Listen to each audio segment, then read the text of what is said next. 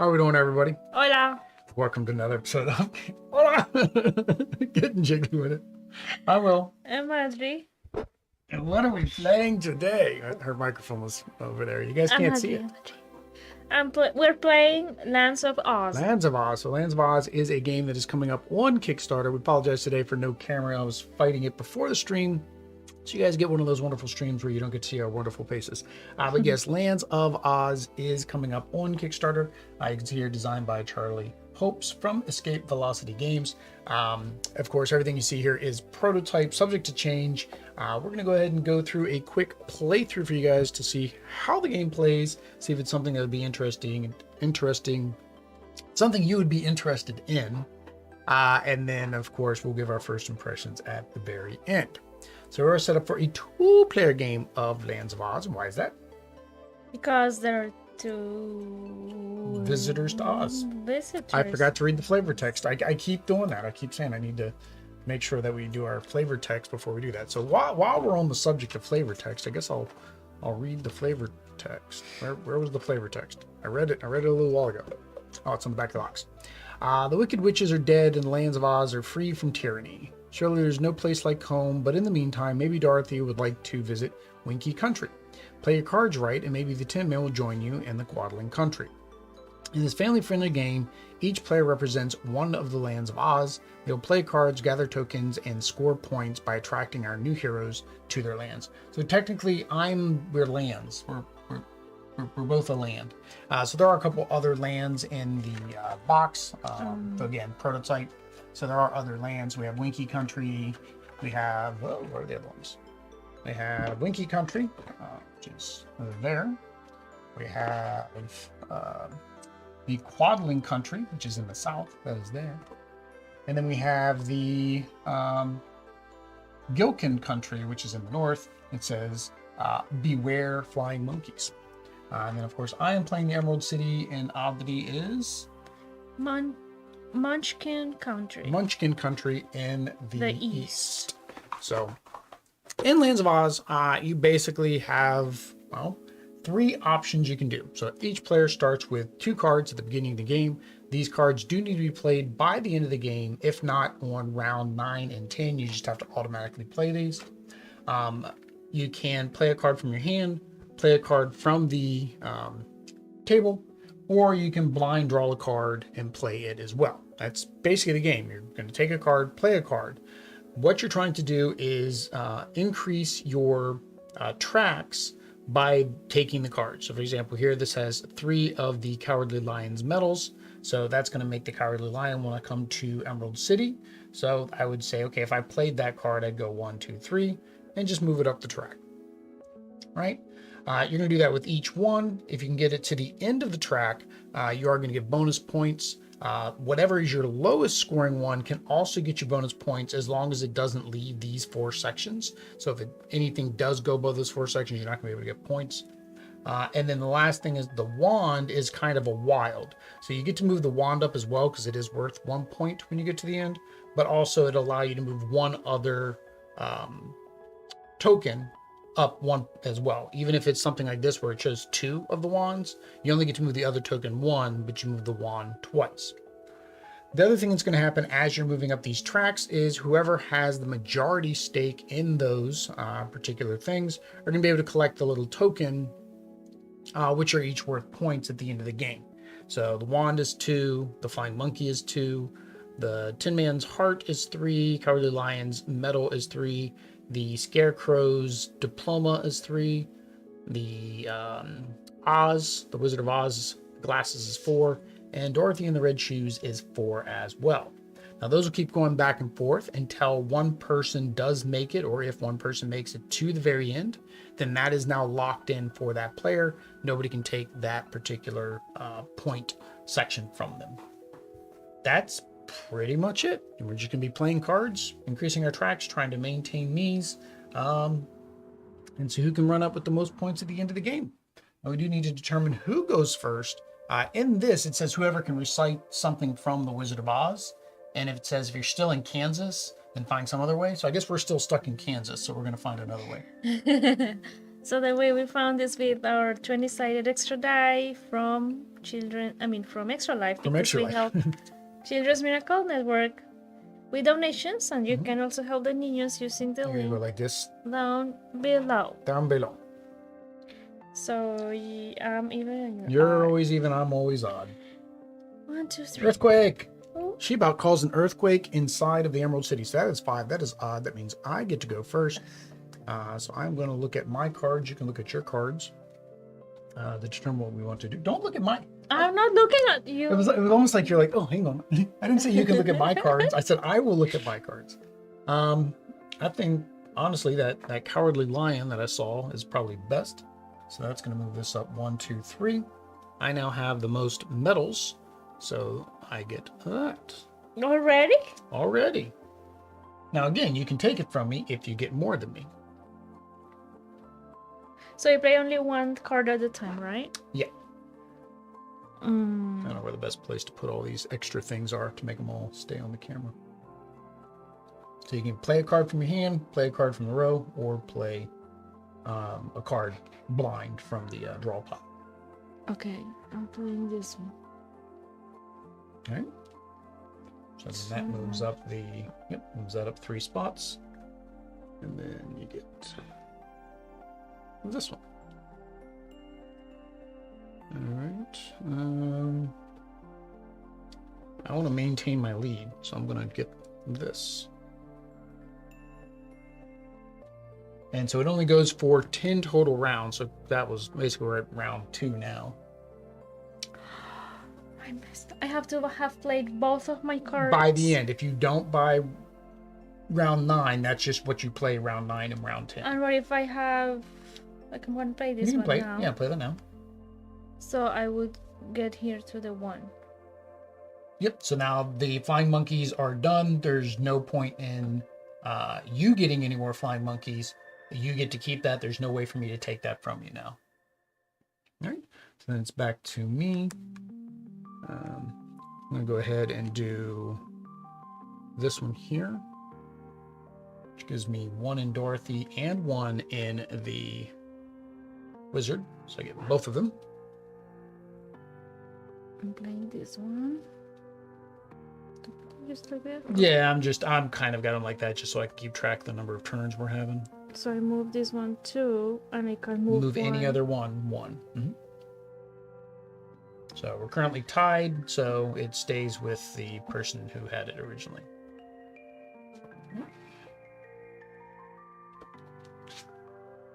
All right, so I will just continue my Cowardly Lion run. So that is 2 more.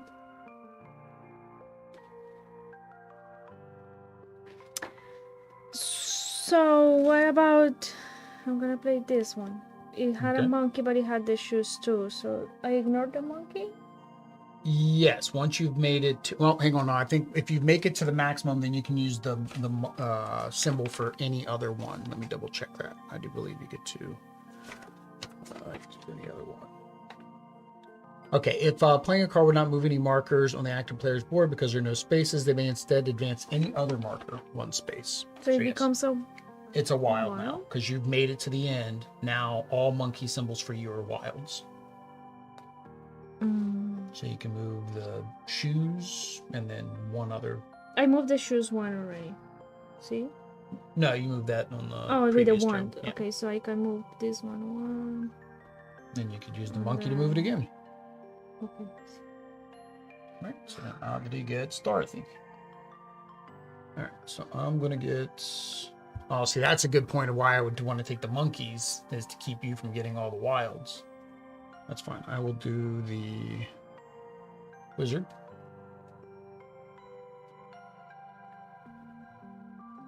Oh, you should have this as well because you have the most wands. And then I'm gonna play this one. So it is the glasses and this one. Yep. So I finished that. Nope. The shoes. Oh no, the shoes. Go with you. Yep. So you have to make 1, 2, 3. So I'm going to go ahead and do the Tin Man, which gets me through this one. Yeah, no, these ones, that's just if they're low, you take your lowest one at the end and that scores. So for example, for me, it may not be worth it for me to get any more red shoes, right? Because it's going to give me 2 points. So I work on the other things, and you've already got the Dorothy, right? So this one can be still played? Yeah, that counts as 2 wilds for you. So that counts Okay. 2 of any one.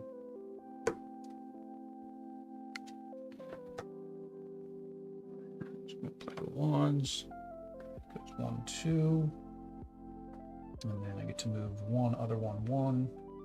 So I'll go ahead and move the Scarecrow 1. That way I get Scarecrow. 1, 2, 3, 4, 5, 6, 7. So that's 7. That's round 7. Oh, you're on your round 7 now.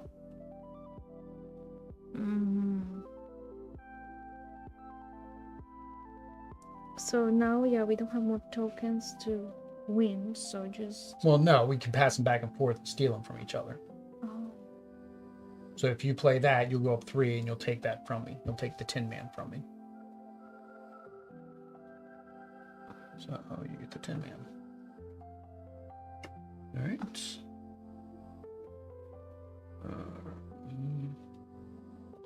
All right, so I'm going to play this one. It gives me 1.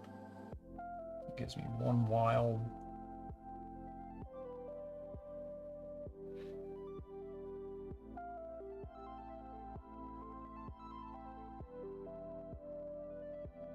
Yep. Got to refill. So yeah, that's 1, 2, 3, 4, 5, 6, 7, 8. I'm losing. 8? No, then I need muchos zapatos. Right. This is round 9. Oh, there's muchos zapatos left.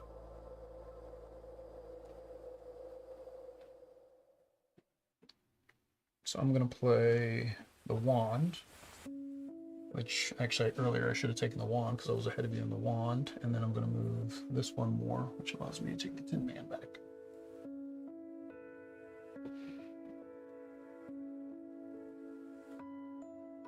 Mm. 1, 2, 3, 4, 5, 6, 7. All right. This is the last round. That works for me. That does 1, 2, and then I get 1 wild. So nothing's going to give me more points, so it doesn't matter really. I'll just do that to keep you maybe from taking it from me. Oh, and you're probably going to take that anyways. All right. At least I saved the shoes. What's that? At least I could save the shoes. Yeah. So now we go ahead and tally up the score. So the end of game, after all 10 cards had been played, points from the scoring tiles held. So 3, 7, 10, 12, 15. 6. Okay, so 15 to 6. 1 point for each completed track. So I have 1. Huh? I only have 1. Okay, I have 2, so 8. 7. 4, 5, 6, 7. And this... Oh, 8. Yeah, 8. What was I at? 7, 10, 15, 16. And then bonus board. Find the track where the player made the least progress, add that many points. So my least progress was 2. So I get plus 2. So I'm at 18. My least progress was this one, so 2 as well. So or 9, 10. 10. All right. So that's it. That is how simple the game goes. It says if you would like to have a longer game, you can of course do it in rounds. So each 10 card game is considered 1 round. After each round, record the scores, reset, repeat, play another round, and then the first turn moves to the left. At the end of the game, whoever has the most points after all of the rounds wins. So there we go. We're going to go ahead and now give our first impressions. So let's go ahead and flip over the camera. Or not flip over the camera. We would normally flip over the camera. I need... Where is... Nope. There we go. Drink. There we go. All right. So the first thing, of course, like I said, this is a prototype. So all components, art, graphics, things are subject to change. So the first thing with the components, what did you think of the components? Well, of course, this will be a board, a real board. I'm not sure. Yeah, I'm not sure if there'll be a harder board or if it'll still be kind of a softer board. Because they do need to go in this style box. This is the same style box they used for their last game. So I think it's kind of like their little thing. They use little magnetic boxes. So I imagine it's gonna be some kind of thin board, but I don't know what type. Okay. I think that there is a lot of space on the cards that could be used somehow. I don't know if maybe making the icons bigger or like a background. I think that is very plain. Plain, yeah. Yeah, no, I'm thinking about saying like the Lands of Oz. I don't know what font they were going for. It looks more like a Dr. Seuss font than an actual like Wizard of Oz type font. I'd have to go look at the Wizard of Oz books and see if it's the same. I mean, I can see here this has like this little swoop little thing, so I can tell that it was like they're trying to do a thematic. But it is kind of plain, and then when you on the box it's kind of okay, but then on the cards, it really stands out. I think for that same reason that the back of the cards are just gray. Maybe if they made the back of the cards Emerald City, right? Then maybe it would blend better again. Make this the back of the cards. I don't know, but I do agree. I think the cards are very plain. I would have much rather that it had the number and the art again, right? Because they did the icons, because I get the icons. Yeah. But I think, if you're going to pay somebody to make this art, and the art's okay. I like the art. It's fine for the game. It suits its purpose. I think you want to showcase that art on there. The only art that I really didn't care for is Glinda's wand, because everybody else, you're getting Tin Man's heart. You're getting Dorothy's ruby red slippers. You're getting it's the items of those individuals. I don't get why Glinda's wand was her wand and not her. So that was kind of, I noticed that when I opened the box the first time, I'm like, that's kind of disjointed. You're getting these pieces of the peoples, and these are their symbols, right? And Glinda's wand is Glinda's wand. So, yeah, I do say that the boards, I do like all the art on all the different cities. They're done really well. I like that. It gives a lot of variety. Yeah. What I would like to see is, we like asymmetric power. So this is kind of going into the mechanics. I like asymmetric powers. I like there to be a not to say a power that helps you out or doesn't help you out. Now that would be cool too. If they put like down here in the spot in the corner, they put like each town, each city got to have its own little asymmetric power of something it could do during the game. Like it could switch one card from that it's already that you've already played with another card or something like that. It's already got take that because you're taking tiles from each other. So why not have the same thing? Have where you can basically one time power, you can make somebody move one of their tokens back on the track. Just different ideas.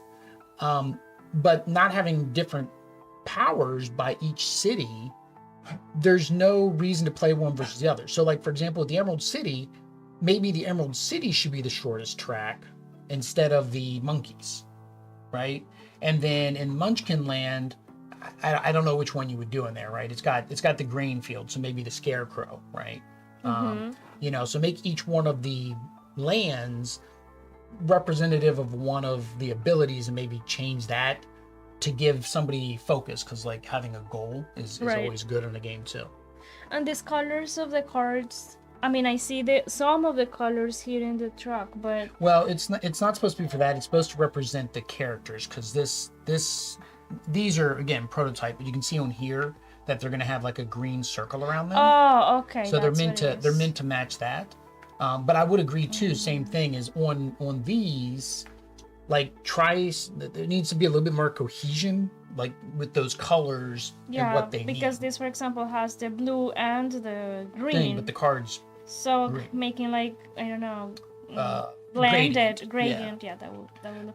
And that kind of went back to the art as well. Like, if you didn't want to use the full art of the characters, something back here that's reminiscent of Oz is of course the yellow brick road. Like put the yellow brick road right there, right? Some grass and the yellow brick road. Again, back to the graphics. I think that's one of the things that's going to get somebody drawn in or not is, of course, appearance. We say that whenever we look at any Kickstarter, any game, we want the graphics to be outstanding. Otherwise, with the mechanics, you're drawing a card to increase your track, or you're playing a card to increase. Overall, you're playing a card to increase your track, whether it's blind drawing from the market, the river, the place, the table is what they call it, or the two that were in your hand. And then you're trying to keep it high enough so you can get the point tokens. What did you think of that? I think it's unique. I don't remember playing something similar. No, most of the games we play, you're usually taking a card to play a card. Yeah. Right? Or you're playing a card to take a card, or vice versa, right? So this one, it's kind of that same thing. Yeah, you can take a card to play a card, but this one, no, you have to play the card you take. Whereas most of them where you take a card, you can take a card, now you have two cards in your hand, you choose which one you want to play. Right. So you could be taking a card to take it away from somebody else. Yeah. I like the mechanics. It's different and it's simple. It is, man. That's what it's on the back. It's supposed to be family weight, easy, easier to play game for a family. Something quick, easy. I think they're starting to call them appetizer style games where like they're just quick and easy. You can get the game done pretty quickly. Yeah, I do like that. I was trying to figure out, like, strategy wise, in the course of 10 rounds, and again, this being our first playthrough, how often would you make it all the way to the top on more than one track?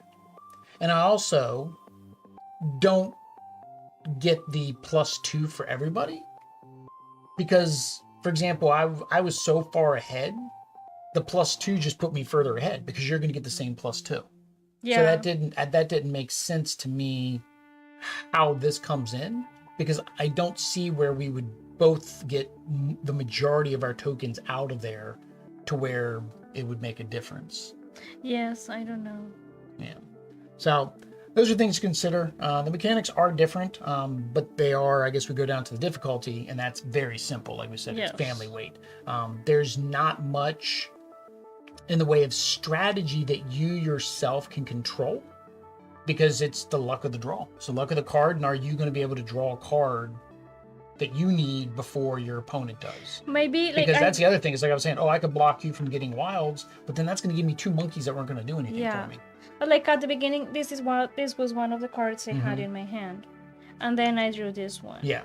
So like that helped me complete all this. So I think like that would be something to plan, not to plan, but like if there is something that you need to plan, yes, that would be just paying attention to the cards that you have and trying to choose the best one you can to complete, like counting how many you will need to complete.